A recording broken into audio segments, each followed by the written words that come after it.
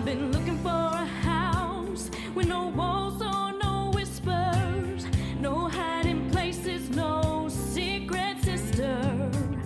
Been looking for a house that won't shelter a lie, no tear-stained past or reason to cry. I wanna live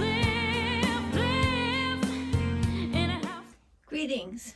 This is Empowering Women Everywhere, the show designed with women in mind and the men that love them.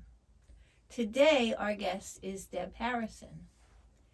She is a catalyst for growth and change, helping individuals and organizations adapt, learn, and use their gifts, improving performance and well-being. Greetings, Deb. Hi, thank you for having me. This is wonderful. Welcome. Thank you, thank you. So we have some questions for you, and we'd like the audience to know more about the work that you do. Do you want Excellent. to explain something about what work you do? Sure. So, as the bio stated, I refer to myself as a growth and change catalyst because I go in and work with individuals and organizations and help them to get past obstacles that they might Okay. be confronting with challenges that they're coming up against with changes. So for an organization, this might look like a project that they're trying to roll out and they Right. can't figure out what's the next steps that are going to make it go smoothly. For an individual, it might be they're transitioning in their career and they're trying to understand what is the best path forward for them. Okay. And how do you work with other people? I mean, do you have meetings? Do you? Sure. So a variety of different ways, and it depends on the type of project. A lot of the stuff that I'm doing right now is virtually. I would say almost exclusively virtually. Not that I'm opposed to doing stuff in person, but that's just the nature of the projects that I'm on right now. And so depending on the type of project, we'll meet. So let me give an example. There's a project that I'm working on with a company, and we're trying to roll out some new processes and procedures. And so with that company, I meet with them a couple times a week for the meetings to kind of get the very firm ideas of what those tasks are going to be. And then there's a lot of check-in throughout the week to make sure that people understand what they're doing, that there's no obstacles. I'm a big proponent of, regardless of what project I'm on, including in at least a couple of, once every couple of weeks, if possible every week, a meeting that's just to chat as a team. Talk Okay. about what's going on in your life outside of work. What are the things you're looking forward to? Because I think that helps to gel people together. Okay. And then with individuals, if I'm doing something like, for example, the career coaching, it really depends on how much the person wants me to be involved. Like sometimes people will come to me and say, here's my resume, can we take a look at it? Can you make some suggestions? And then I'm going to kind of take that and go about my business. Whereas other times people want to go into a little bit more depth and talk about where they're feeling confusion, what are some good opportunities for them, even some coaching through the job application process. So it's really very much dependent on the situation and on personal preferences. Right. And what kind of background do you have with your education? I mean, Yeah, it great. sounds So- very involved. Great. So a great question, only because I love how the way that things worked out through my life to tie all these pieces together. So when I was a kid, I decided I wanted to be a teacher and stuck to that. Went through high school, went to college, became a teacher, and I was a high school teacher for 13 years and loved it. Right. So most of my initial, education, formal education was in teaching. Right. But what I have found is that teaching really goes across every spectrum of our lives because as teachers, we learn from our students, right? That's a big part of being a teacher is being curious and learning from your students what their preferences are and how you're going to best help them to Right. gain information.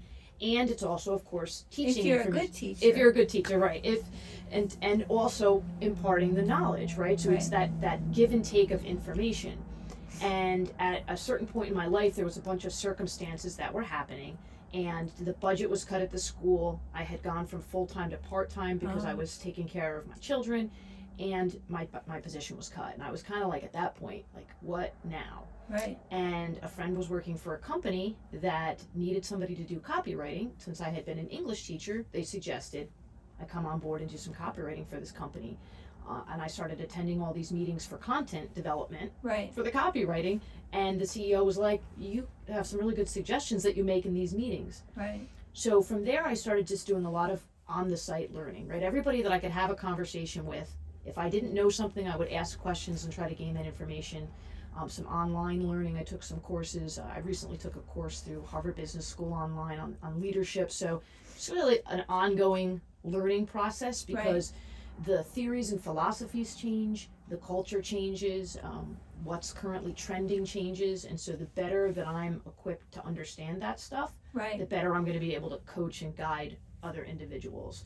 So leadership training and networking training and project management training have all been added to the resume, if you will. Okay. And what was your original degree in? My original degree was in humanistic and multicultural education. Okay. So it was, and the reason I chose that focus, because my bachelor's was in English education, and the reason I chose that particular focus for my master's is that I liked the idea and the notion that everybody has something to offer, and how can we best figure out the way to bring that out, right? So it's emotional intelligence, and it's multiple intelligences, and it's whether it's a school or it's a company. Now it's for me again in my consulting work, but as a teacher, different people learn different ways. And so if we're going to help people to be successful, we need to figure out what is the way that they're going to learn, and be willing to make changes and adapt, right? There's times as a new teacher that I would teach a lesson and think like, that was great. And then you check for understanding and not so much, right? So something is right, and it doesn't mean that my lesson wasn't good. It just means that it wasn't what the particular students needed, or some it of them. wasn't that you didn't reach them. Right. So then you pivot, right, and you change. Right. And so that's really what I try to do a lot of the times with consulting and coaching, is that, you know, you check back with people to make sure that the information you're delivering is being received in the way that's going to be the most helpful for them. Not necessarily the way I think it's going to be the most helpful, but the way that's going to be the most helpful for them. And then how do you get the people to work together towards a common goal? I love that. So that is one of my favorite things to do. So I think one of the best ways, because when I go into companies to do growth and change stuff specifically, there's a couple of types of resistance that I frequently meet up against. One is the initial resistance, because you're a consultant and you're coming in to my company, and we've been working here all these years, and you're going to come in and you're going to tell us what we should be doing, right? So there's like a little bit of a boundary that gets set up, natural and healthy boundary. And then there's the resistance to whatever is the change that I'm trying to get them through. Right. Because as much as we're growing and changing on a regular basis, from the moment we're born, change is hard. We don't know what to expect. And even when we plan perfectly, right, I could say this as a project manager, you plan perfectly, things are going to come up that you're not going to expect. Right. So I always start with getting people to go to their kind of their basic core values and their self. What are you worried about? What do you not like right now? Or what do you really like right now? Forget the project or the goals or any of those things. Like, let's just connect as human beings. Because oftentimes people will find they have more in common than they do not by starting with and even if it's a negative thing for the project, so even if they're sharing how much they really don't like what's about to happen, they connect. Well, a lot of times people resist change. Right. They are afraid of it, and they're very comfortable where they are. Exactly. And don't tell me I have to change. Exactly. So you make an analysis of what needs to change, and then you talk to them about how that is impacting them as individuals. Right. Right. And well, and so it's interesting to, like, I'll do an activity with people where I'll actually say to them, what do you expect could be the most difficult challenge we're going to face, or that you're going to face, right? Depending on the particular project we're looking at. And then what are some similar circumstances you've encountered in your life? Because what's interesting is really our lives are growth and change. I mean, literally from the moment you're born, even though you don't want it. You're growing and changing. You're not going to stop that, right?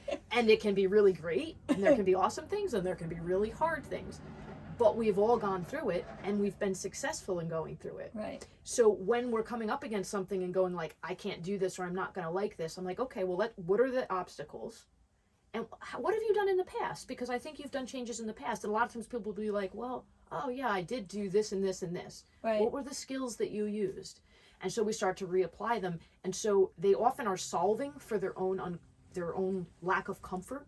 Yeah, without for their own discomfort. Right. Without saying to them, hey, solve this problem. They're solving it. And a lot of times then you start to see them connect, because they're sharing stories. Because we've all got the stories of the change that we hated. We've all got the stories of the change that we liked. So as people start to feel that connection, then they're a common team. Now we can talk about the project. Now we can talk about tasks, because we've established we're all a little bit scared, we're all a little bit excited, we all have what it takes. So how are we going to move forward together? Okay. Without naming the companies, Sure. tell me some of the projects that you've done.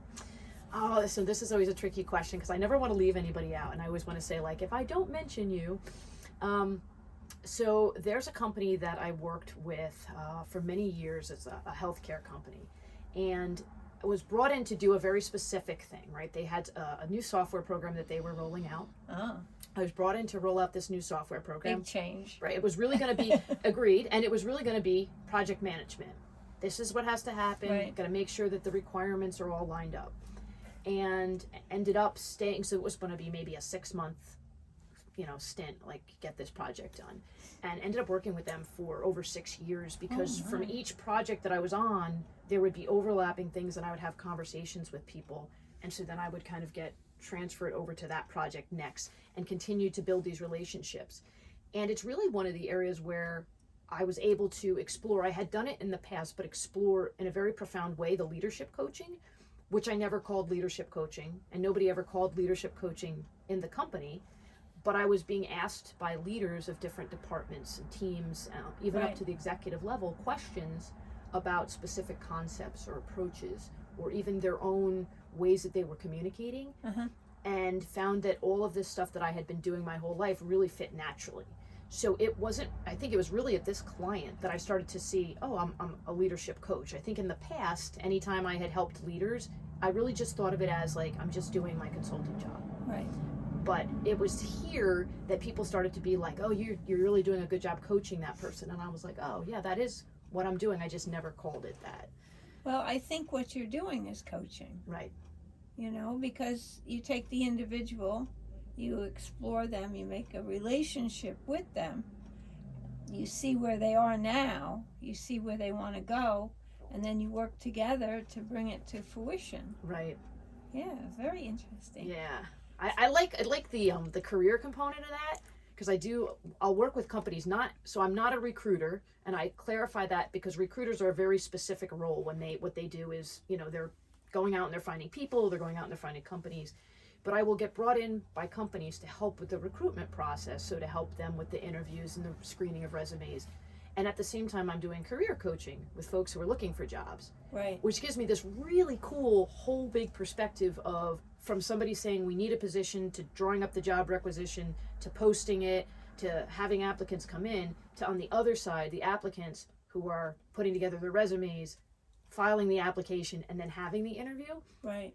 And so I get information on both sides that I can use to make recommendations. So I can say, like, I've been on the interviewing side, here are some tips. Or I've been on the candidate side, Right. here are some tips. So that really jazzes me up, because I love helping people to find their light, their niche, and really explore their goals. I mean, we're all incredible, right? This is something I say all the time. We are incredible miracles. Every single person on this earth. There's nobody better and nobody less. We're all incredible miracles. So when you can help people to recognize that in themselves, and you can help companies recognize that it exists in everybody, like, that's where it's at. That's where the power is. Yeah, I mean, how much better can it get than helping people really work together, right? Embrace to a common goal. Exactly. Kindness and love are at the core of that, right? So it's able to kind of filter that in there as you're helping people to be kind and interact with each other. So I assume that you found some people that lacked in kindness on the way. Sure, certainly. But I found that some of those people actually were some of the people that helped me most to shape my kindness. Right? When we're interacting with people who are just naturally kind and friendly people, it's not extremely challenging to be kind back. Right. But when people are not being kind to you or are being resistant, that makes us have to kind of look inward. So I always approach it the same way I do, like, my friends used to joke, like, you have zero road rage. Like, people will cut me off and I'm just like, they're like, how do you, and I'm like, my instant response when somebody is being mean, I try, so let me clarify, I don't always succeed, but I really try my instant response to be like, what is happening in this person's life that is making them respond this way? So You don't even have to know where they're at. Exactly. You just have to meet them where they're at and then help them move on. Right. Right. I mean, it's not our responsibility to interpret the best choices for somebody's life. It's our ability to help recognize the best in people. Right. In whatever we're doing. And that even means if somebody's doing the complete opposite of what you might think they should be doing, if we're helping people to see the best in themselves, then we're everybody's winning. Have you ever run into a situation where you had one person in the group that you really had difficulty with? Certainly. How did you deal with that? I'm blessed with a wonderful husband who allows me to talk through things, and Okay. often I can he doesn't even sometimes, and oftentimes it's probably even better, he doesn't even necessarily have to say something, but to let me talk through it. And fresh air, like I'll take a step outside and Yes, sit. I've got to walk away from taking a walk, right. Seeing the beautiful nature. Exactly. I think, when you're in an office, somebody upsets you and you can physically walk away, but in the virtual world, sometimes we're still remaining at the seat that we were at when the situation encountered, because Right. if the person's not on the phone call anymore. But I think the physical act of I'm going to get up and I'm going to move my being to another place, Right. and I'm going to come back in a different mindset. Well, there's different energy. Like you could be in one spot where the energy is very heavy if you're with a person who's Right. going through something. And then you could walk outside and see the beautiful trees and nature and the birds. Yeah. God. I'm the soaring same way. overhead. Yes, I'm the same way. I could sit and watch birds for hours. We've especially humming. I don't know if you have We hummingbird don't feeders. have them here. Oh, I could sit for hours and just watch the hummingbirds buzzing back and forth, and then you just. So that's a big piece, is physically walking away and taking a breath. Yeah. Because we're human, and I don't want to stop having hurt feelings, because I Right. think that same piece of me that feels those hurt feelings is the same piece of me that can feel compassion for somebody else. Right. So we have to almost allow ourselves to be vulnerable and feel all the hurt that we can feel, because that's what also allows us to feel how somebody else might hurt.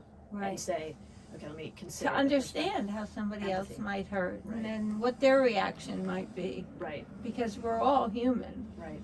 even though we might not be happy about it Right. sometimes. Fair enough. Fair enough. So how many projects can you handle at one time?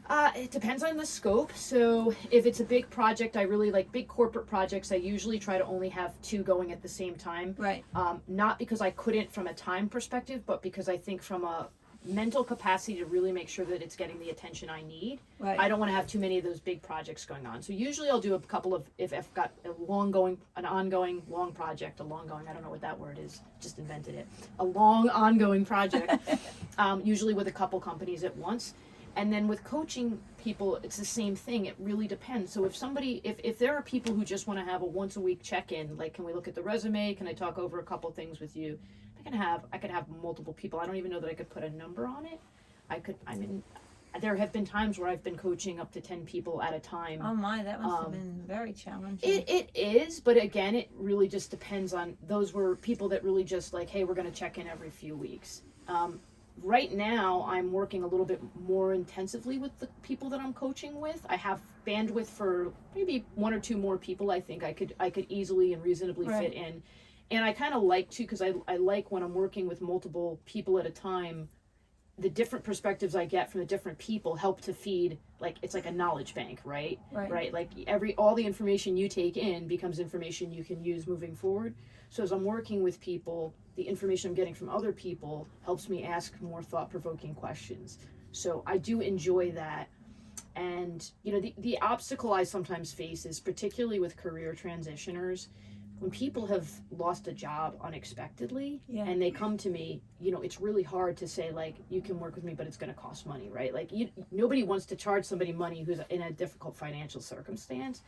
So I do try to work with people's situations as possible, Right. but I also have had to remind myself that I've put a lot of time and energy into developing the ideas and suggestions I can make, and that in order to continue bringing value to people, I need to make a living so that I can continue to sustain it.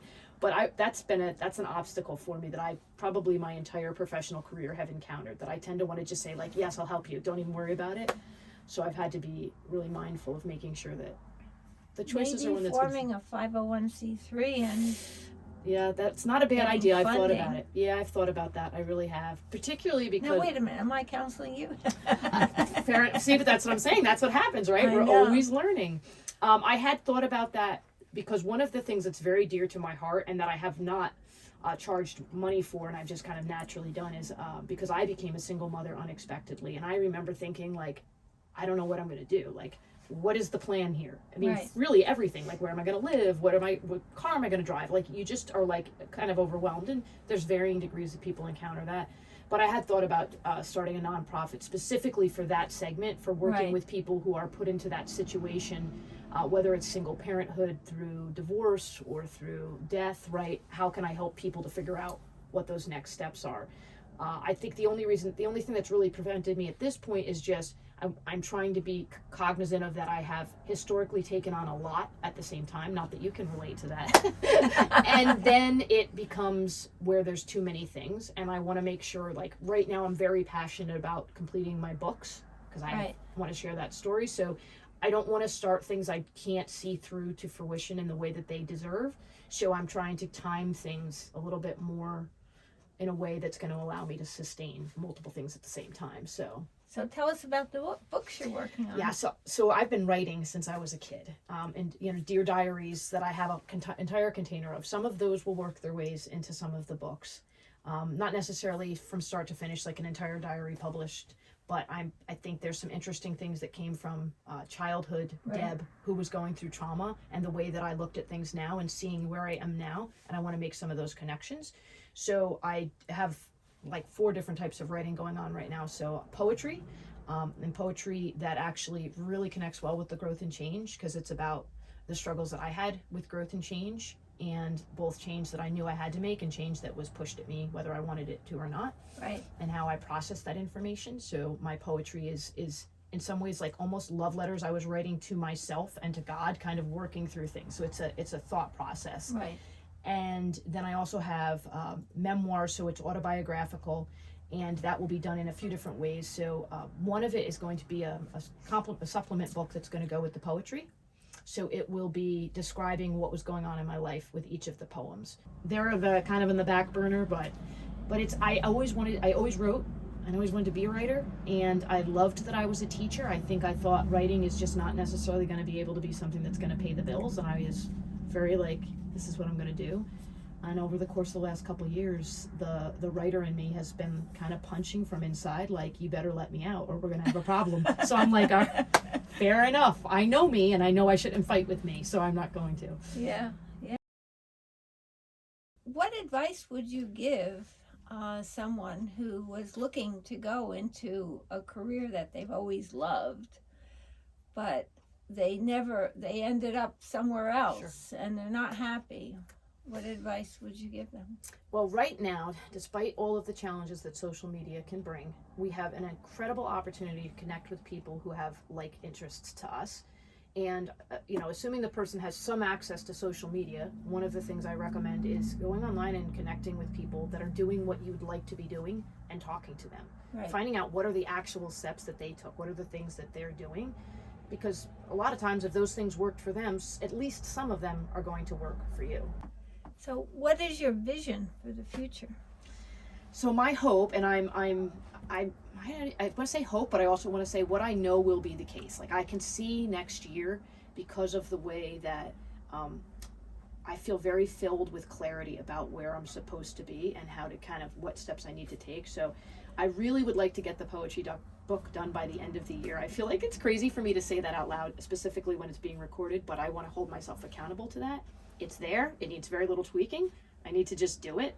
And then that book is going to be part of the stepping off of where I'd like to start doing a lot more speaking engagements, whether they're all paid or not. I would like to be able to reach more people and speak into them this message of using their gifts and that they're capable, and helping leaders and organizations to understand that people at all levels of their organization have value and can bring incredible insights that could drastically change the course of the company, right? Like, it's not always going to be your executives. They're going to be people that may be in an entry-level position that might have the brilliant idea that could change things. So really recognizing and appreciating the value that is in everybody. So I definitely would like to get on some more stages and do some more of that. Eventually, I see myself probably scaling back the consulting work to focus predominantly on the speaking and the writing. Okay. I know that you did a tape which was called 5 Reasons for Optimism. Yes. And do you want to talk a little bit about that before we Sure. have to scoot? Sure, I love this. Thank you for asking this question because I hadn't even thought it was going to come up, and I love it. You can see I'm getting like joy tingling throughout my body. So, as part of the idea that everybody has a gift in them, is this notion that as part of that we need to recognize the ability that we have to affect positive change. And things are difficult in our world right now. Things are difficult in the news, things are difficult on the street. We've got a lot of challenges that we're facing, and people are dealing with feelings of inadequacy, feelings of regret and guilt.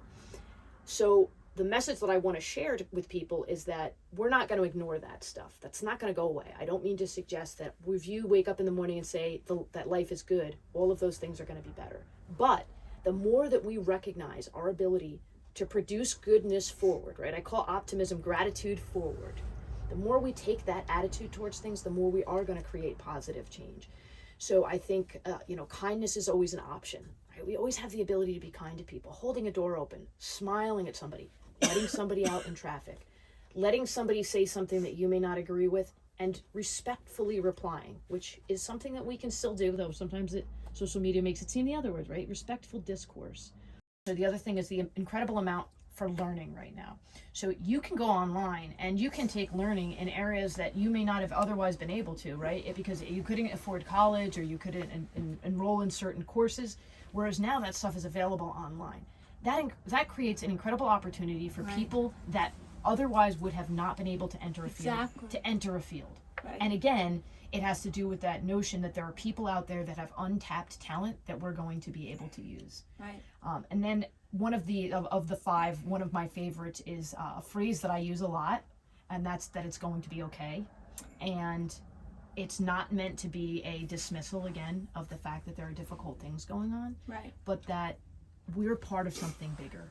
We're part of something bigger as a human community. Exactly. And the more that we can work together to get through things, the more that we can make change and promote positivity and help people who haven't had an opportunity to have that opportunity.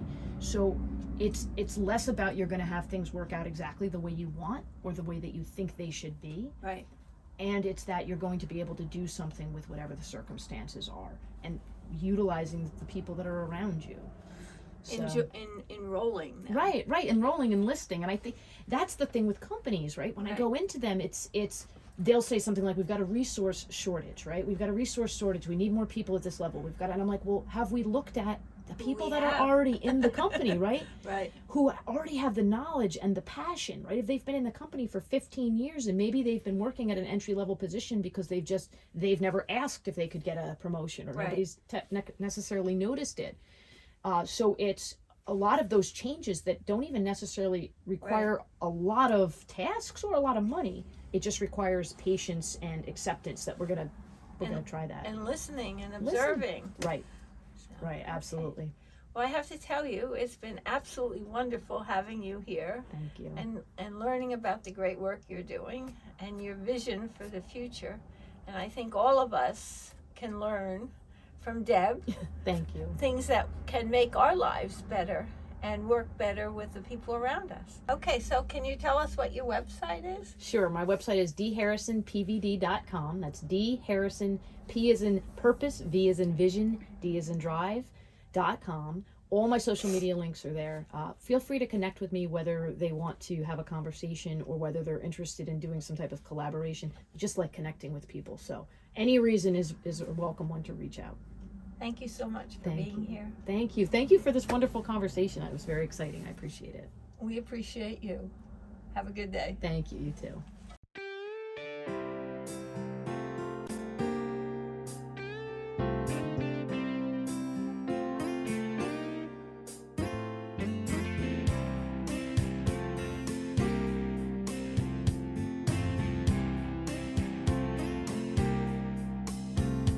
I've been looking for a house with no walls.